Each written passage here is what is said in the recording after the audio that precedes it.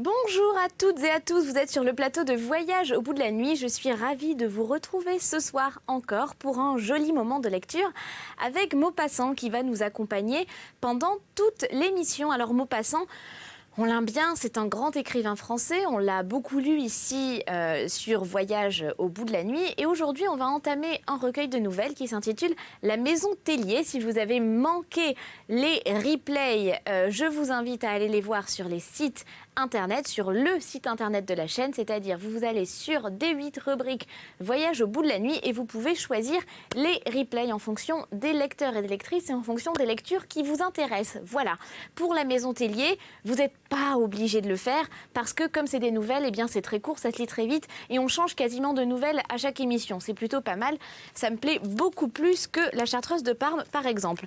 Donc, je vais continuer une nouvelle qui s'intitule En famille, où pour l'instant c'est pas très drôle, en même temps Maupassant c'est jamais hilarant non plus, où un homme vient de perdre sa mère, et du coup il est dans tout un tas de pensées, c'est la nuit où il vient de la perdre, et du coup il se retrouve pour l'instant à aller boire une bière dans un bar pendant que le médecin s'est fait la malle et pendant que sa femme ne pense qu'à l'héritage qu'elle pourrait éventuellement touché. Et oui, vous voyez, ça n'a pas changé.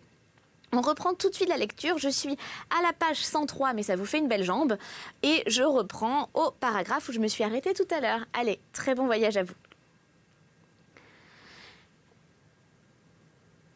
Ils levèrent un peu la tête, tous les trois en même temps, mais gardant l'œil fixe sur le jeu qu'ils tenaient en main.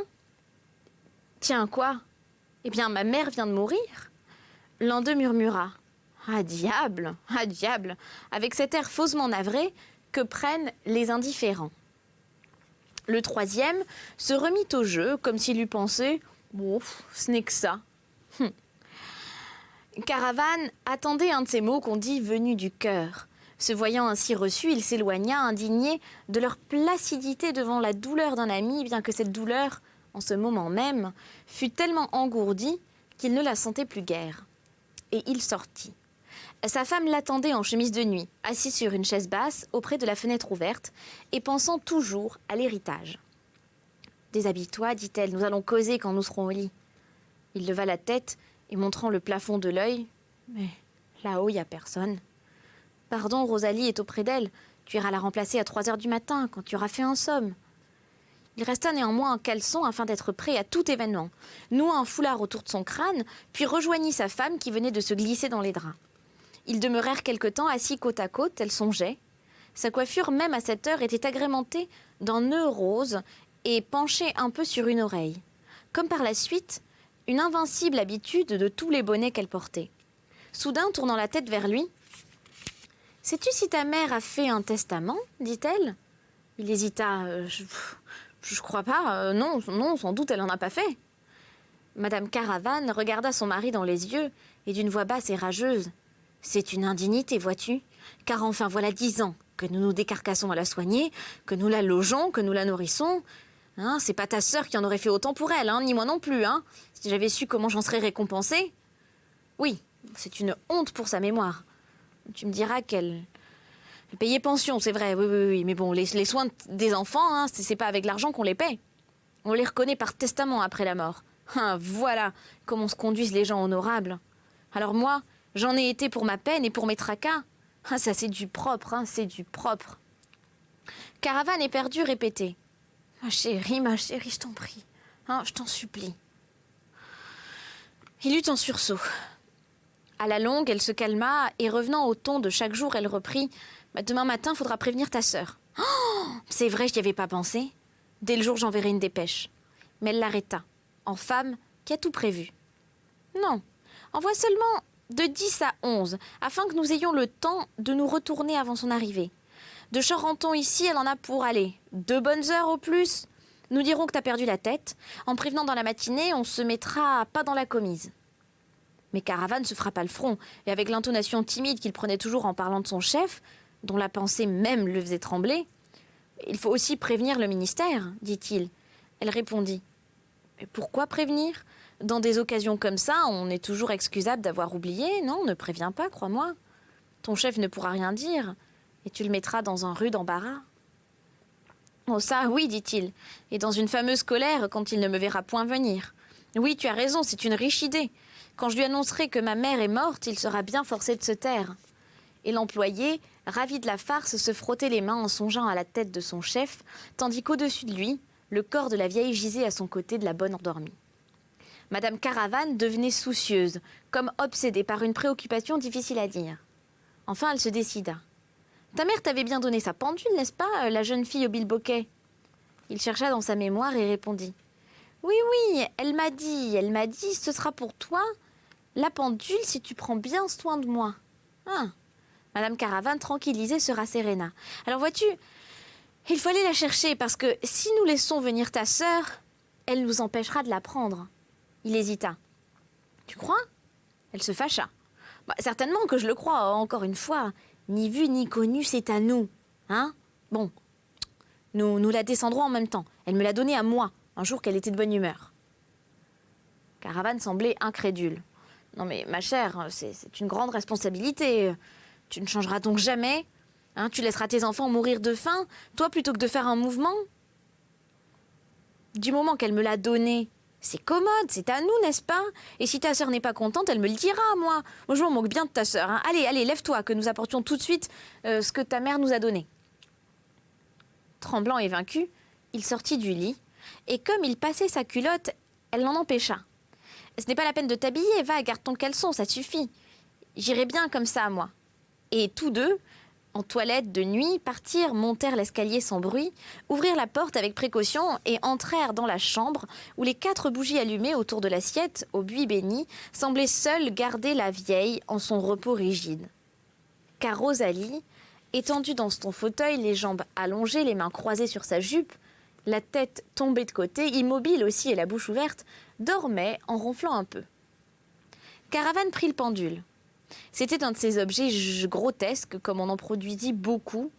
Une jeune fille en bronze doré, la tête ornée de fleurs diverses, tenait à la main un bilboquet dont la boule servait de balancier. « Donne-moi ça, lui dit sa femme, et prends le marbre de la commode. » Il obéit en soufflant, et il percha le marbre sur son épaule avec un effort considérable.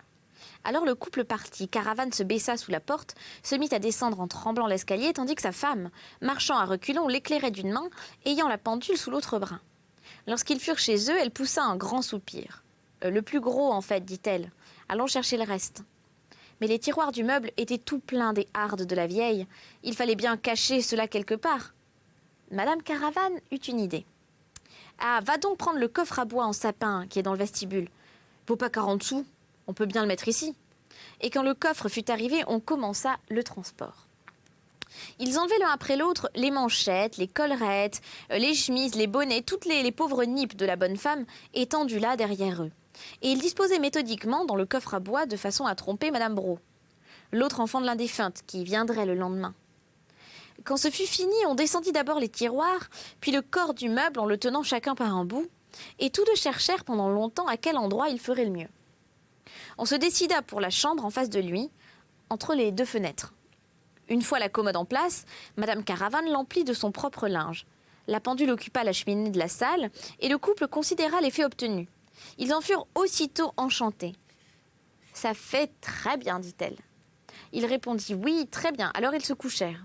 Elle souffla la bougie, et tout le monde bientôt dormit aux 2 étages de la maison. Il était déjà grand le jour lorsque Caravane rouvrit les yeux. Il avait l'esprit confus à son réveil, et il ne se rappela l'événement qu'au bout de quelques minutes.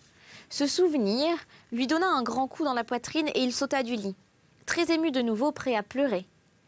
Il monta bien vite à la chambre au-dessus où Rosalie dormait encore. Dans la même posture que la veille, n'ayant fait qu'un somme de toute la nuit, il la renvoya à son ouvrage, remplaça les bougies consumées et puis il considéra sa mère, enroulant dans son cerveau ses apparences de pensée profondes, ses banalités religieuses et philosophiques qui hantent les intelligences moyennes en face de la mort. Mais comme sa femme l'appelait, il descendit. Elle avait dressé une liste des choses à faire dans la matinée et elle lui remit cette nomenclature dont il fut épouvanté. Il lut. 1. Faire la déclaration à la mairie. 2. Demander le médecin des morts. 3. Commander le cercueil. 4. Passer à l'église. 5 aux pompes funèbres, 6 à l'imprimerie pour les lettres, 7 chez le notaire, 8 au télégraphe pour avertir la famille, plus une multitude de petites commissions. Alors il prit son chapeau et s'éloigna. Or, la nouvelle s'étant répandue, les voisines commençaient à arriver et demandaient à voir la morte. Chez le coiffeur, au rez-de-chaussée, une scène avait même lieu à ce sujet entre la femme et le mari, pendant qu'il rasait un client. La femme, tout en tricotant en bas, murmura « Encore une de moins et une avare, hein. Celle-là, comme il n'y en avait pas beaucoup, je l'aimais guère, c'est vrai, mais il faudrait tout de même que j'aille la voir. » Le mari grogna tout en savonnant le menton du patient. « En voilà des fantaisies. Il n'y a que les femmes pour ça. Non, ce n'est pas assez de vous embêter pendant la vie, elles ne peuvent seulement pas vous laisser tranquille après la mort. » Mais son épouse, sans se déconcerter, reprit. « C'est plus fort que moi, faut que j'y aille. Ça me tient depuis ce matin. Si je la voyais pas, il me semble que j'y penserais toute ma vie. Mais quand je l'aurai bien regardée, pour prendre sa figure, je serai satisfaite après. » L'homme au rasoir haussa les épaules et confia au monsieur dont il se grattait la joue. « Je vous demande un peu quelles idées vous... Non mais c'est sacré femelle, non mais c'est pas moi qui m'amuserais à voir un mort, franchement. » Mais sa femme l'avait entendu et elle répondit sans se troubler. « Oui, ben c'est comme ça, c'est comme ça. » Puis posant son tricot sur le comptoir, elle monta au premier étage. 2 voisines étaient déjà venues et causaient de l'accident, avec Madame Caravane qui racontait en détail. On se dirigea vers la chambre mortuaire. Les 4 femmes entrèrent à pas de loup, aspergèrent le drap l'une après l'autre avec l'eau salée, s'agenouillèrent, firent le signe de croix en marmottant une prière, puis s'étant relevées. Les yeux agrandis, la bouche ouverte, considérèrent longuement le cadavre, pendant que la belle-fille de la morte, un mouchoir sur la figure, simulait un hoquet désespéré. Quand elle se retourna pour sortir, elle aperçut, debout près de la porte, Marie-Louise et Philippe-Auguste, tous deux en chemise, qui regardaient curieusement. Alors, oubliant son chagrin de commande, elle se précipita sur eux, la main levée, en criant d'une voix rageuse « Voulez-vous bien filer, bougre de polisson ?» Étant remontée 10 minutes plus tard avec une fournée d'autres voisines, après avoir de nouveau secoué le buis sur sa belle-mère, prié, larmoyé, accompli tous ses devoirs, elle retrouva ses 2 enfants revenus ensemble derrière elle. Elle les talocha encore par conscience, mais la fois suivante, elle n'y prit plus garde, et à chaque tour de visionneur, les 2 mioches suivaient toujours, s'agenouillant aussitôt dans un coin et répétant invariablement tout ce qu'ils voyaient faire à leur mère. Au commencement de l'après-midi, la foule des curieuses diminua. Bientôt, il ne vint plus personne. Madame Caravane, rentrée chez elle, s'occupait à tout préparer pour la cérémonie funèbre, et la morte resta solitaire. La femme de la chambre était ouverte. La chaleur torride entrait avec des bouffées de poussière, les flammes des 4 bougies s'agitaient auprès du corps immobile, et sur le drap, sur la face aux yeux fermés, sur les 2 mains allongées, 2 petites mouches grimpaient, allaient, venaient, se promenaient sans cesse, visiter la vieille, attendant leur heure prochaine. Mais Marie-Louise et Philippe-Auguste étaient repartis vagabonder dans l'avenue. Ils furent bientôt entourés de camarades, de petites filles surtout plus éveillées, flairant plus vite tous les mystères de la vie. Et elles interrogeaient comme les grandes personnes. « Ta grand-maman est morte ?»« Oui, hier soir. »« Comment c'est en mort ?» Et Marie-Louise expliquait, racontait les bougies, le buis, la figure. Alors une grande curiosité s'éveilla chez tous les enfants, et ils demandèrent aussi à monter chez la trépassée. Aussitôt, Marie-Louise organisa un premier voyage, 5 filles et 2 garçons. Les plus grands, les plus hardis. Elle les força à retirer leurs souliers pour ne point être découverts. La troupe se faufila dans la maison et monta lestement, comme une armée de souris. Une fois dans la chambre, la fillette, imitant sa mère, régla le cérémonial. Elle guida solennellement ses camarades, s'agenouilla, fit le signe de croix remuant les lèvres, se leva, aspergea le lit, et pendant que les enfants, entassés, s'approchaient, effrayés, curieux et ravis, pour contempler le visage et les mains, elle se mit soudain à simuler des sanglots, puis se cachant les yeux dans son petit mouchoir. Puis, consolée brusquement, en songeant à ceux qui attendaient devant la porte, elle entraîna, en courant tout son monde pour amener bientôt un autre groupe, puis un 3e, car tous les galopins du pays, jusqu'aux petits mendiants en loques, accouraient à ce plaisir nouveau. Et elle recommençait chaque fois les simagrées maternelles avec une perfection absolue. À la longue, elle se fatigua. Un autre jeu entraîna les enfants au loin, et la vieille grand-mère demeura seule, oubliée tout à fait par tout le monde. L'ombre emplit la chambre, et sur sa figure sèche et ridée, la flamme remuante des lumières faisait danser des clartés. Vers 8 heures, Caravane monta, ferma la fenêtre et renouvela les bougies. Il entrait maintenant d'une façon tranquille, accoutumé déjà à considérer le cadavre comme s'il était là depuis des mois. Il constata même qu'aucune décomposition n'apparaissait encore, et il en fit la remarque à sa femme au moment où il se mettait à table pour dîner. Elle répondit « Bah tiens, elle est en bois, elle conserverait un an ». On mangea le potage sans prononcer une parole. Les enfants, laissés libres tout le jour, exténués de fatigue, sommeillaient sur leurs chaises et tout le monde resta silencieux. Soudain, la clarté de la lampe baissa. Madame Caravane aussitôt remonta la clé, mais l'appareil rendit en son creux. Un bruit de gorge prolongé et la lumière s'éteignit. On avait oublié d'acheter de l'huile. Aller chez l'épicier retarderait le dîner. On chercha des bougies, mais il n'y en avait plus d'autres que celles allumées en haut sur la table de nuit. Madame Caravane, prompte en ses décisions, envoya bien vite Marie-Louise en prendre 2. Et on attendait dans l'obscurité. On entendait distinctement les pas de la fillette qui montait l'escalier. Il y eut ensuite un silence de quelques secondes, puis l'enfant redescendit précipitamment. Elle ouvrit la porte, effarée, plus émue encore que la vieille, en annonçant la catastrophe. Et elle murmura, suffocant, « Oh là là, papa, grand-maman s'habille !» Caravane se dressa avec un tel sursaut que sa chaise alla rouler contre le mur. Il balbutia, « Quoi, tu dis ? Qu'est-ce que tu dis là ?» Mais Marie-Louise, étranglée par l'émotion, répéta « Grand-maman, elle s'habille, elle va descendre !» Il s'élança dans l'escalier follement, suivi de sa femme abasourdie, mais devant la porte du second, il s'arrêta, secoué par l'épouvante, n'osant pas entrer. Qu'allait-il voir ? Madame Caravane, plus hardie, tourna la serrure et pénétra dans la chambre. La pièce semblait devenue plus sombre et au milieu, une grande forme maigre remuait. Elle était debout, la vieille. Et en s'éveillant du sommeil léthargique, avant même que la connaissance lui fût revenue, elle se tourna de côté et se soulevant sur un coude, elle avait soufflé 3 des bougies qui brûlaient près du lit mortuaire. Puis reprenant des forces, elle s'était levée pour chercher ses hardes. Sa commode partie l'avait troublée d'abord, mais peu à peu, elle avait retrouvé ses affaires tout au fond du coffre à bois et s'était tranquillement habillée. Ayant ensuite vidé l'assiette remplie d'eau, replacé le buis derrière la glace et remis les chaises à leur place, elle s'était apprêtée à descendre quand apparurent devant elle son fils et sa belle-fille. Caravane se précipita, lui saisit les 2 mains, l'embrassa les larmes aux yeux, tandis que sa femme, derrière lui, répétait d'un air hypocrite « Oh, quel bonheur, quel bonheur !» Mais la vieille, sans s'attendrir, sans même avoir l'air de comprendre, raide comme une statue, et l'œil glacé, demanda seulement « Le dîner est-il bientôt prêt ?»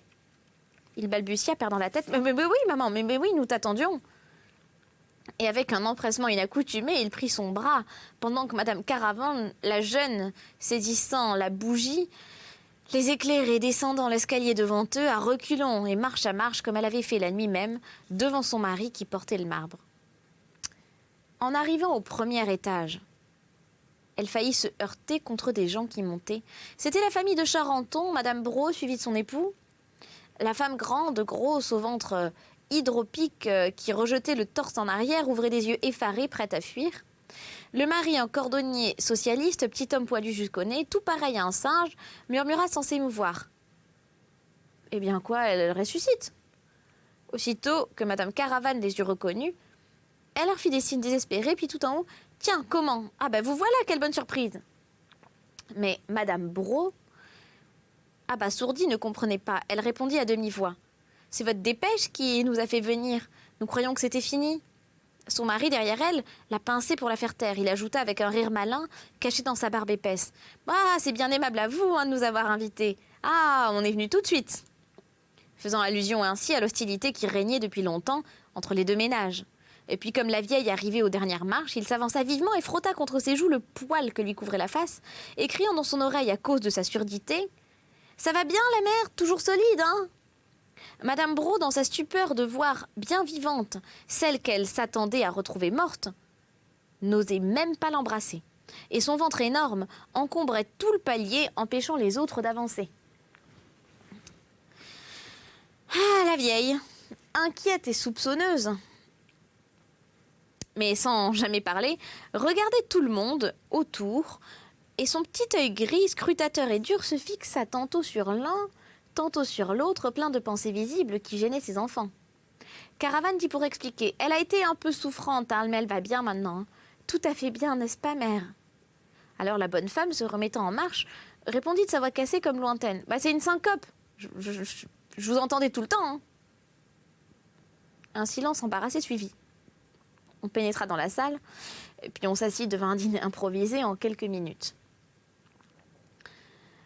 Eh bien, seul Monsieur Braud avait gardé son aplomb.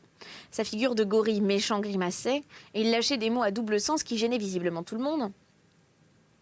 Mais à chaque instant, le timbre du vestibule sonnait et Rosalie, éperdue, venait chercher Caravane qui s'élançait en jetant sa serviette. Son beau-frère lui demanda même si c'était son jour de réception. Il balbutia. Bah non, des commissions, rien du tout. Puis comme on apportait le paquet, il l'ouvrit étourdiment et des lettres de faire-part encadrées de noir apparurent. Alors, rougir jusqu'aux yeux, il referma l'enveloppe et l'engloutit dans son gilet. Sa mère ne l'avait pas vu. Elle regardait obstinément sa pendule dont le bilboquet doré se balançait sur sa cheminée. Et l'embarras grandissait au milieu d'un silence glacial.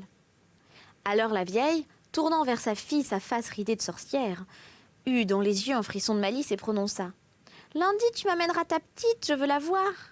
Madame Braud, la figure illuminée, cria « Oui, maman !» Tandis que Madame Caravane, la jeune devenue pâle, défaillait d'angoisse. Cependant, les deux hommes peu à peu se mirent à causer, et ils entamèrent à propos de rien une discussion politique. Braud, soutenant les doctrines révolutionnaires et communistes, se démenait les yeux allumés dans son visage poilu, criant « La propriété, monsieur, c'est un vol aux travailleurs. La terre appartient à tout le monde. L'héritage est une infamie, une honte. » Mais il s'arrêta brusquement, confus comme un homme qui vient de dire une sottise. Puis d'un ton plus doux, il ajouta « Mais c'est pas le moment de discuter des choses là, hein. » La porte s'ouvrit, le docteur Chenet reparut. Il eut une seconde d'effarement, puis il reprit contenance en s'approchant de la vieille femme. « Ah là là, la maman, ça va bien aujourd'hui. Ah, mais je m'en doutais, voyez-vous, je me disais à moi-même tout à l'heure en montant l'escalier, je parie qu'elle sera debout, l'ancienne. » Et lui tapant doucement dans le dos, « Elle est solide comme le pont neuf. Elle nous enterrera tous, vous verrez. » Il s'assit, acceptant le café qu'on lui offrait, et se mêla bientôt à la conversation des deux hommes, approuvant Braud, car il avait été lui-même compromis dans la commune. Or, la vieille, se sentant fatiguée, voulut partir. Caravane se précipita.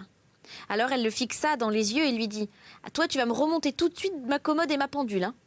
Puis comme il bégayait « Oui, maman, oui, maman !» Elle prit le bras de sa fille et disparut avec elle. Les deux Caravanes demeurèrent effarés, muets, effondrés dans un affreux désastre, tandis que Braud se frottait les mains en sirotant son café. Soudain, Madame Caravane, affolée de colère, s'élança sur lui, hurlant « Vous êtes un voleur, un gredin, une canaille, hein ? Je vous crache à la figure, je vous... » Et elle ne trouvait rien, suffocant, mais lui riait, buvant toujours. Puis comme sa femme revenait, justement, elle s'élança vers sa belle-sœur. Et toutes deux, l'une énorme avec son ventre menaçant, l'autre épileptique et maigre, la voix changée, la main tremblante, s'envoyèrent à peine à pleine gueule des hottées d'injures. Chenet et Braud s'interposèrent, et ce dernier, poussant sa moitié par les épaules, la jeta dehors en criant « Mais va donc bourrir, tu brais trop !» Et on les entendit dans la rue se chamaillant en s'éloignant. Monsieur Chenet prit congé, les Caravanes restèrent face à face, alors l'homme tomba sur une chaise, avec une sueur froide aux tempes, et murmura « Qu'est-ce que je vais dire à mon chef ?» Et c'est la fin de cette histoire. C'était une histoire qui s'appelait Sans famille, en famille, pardon, je confonds avec Rémi, en famille. Et on va entamer, mais pas tout de suite parce que le compteur me dit que c'est déjà la fin de cette émission.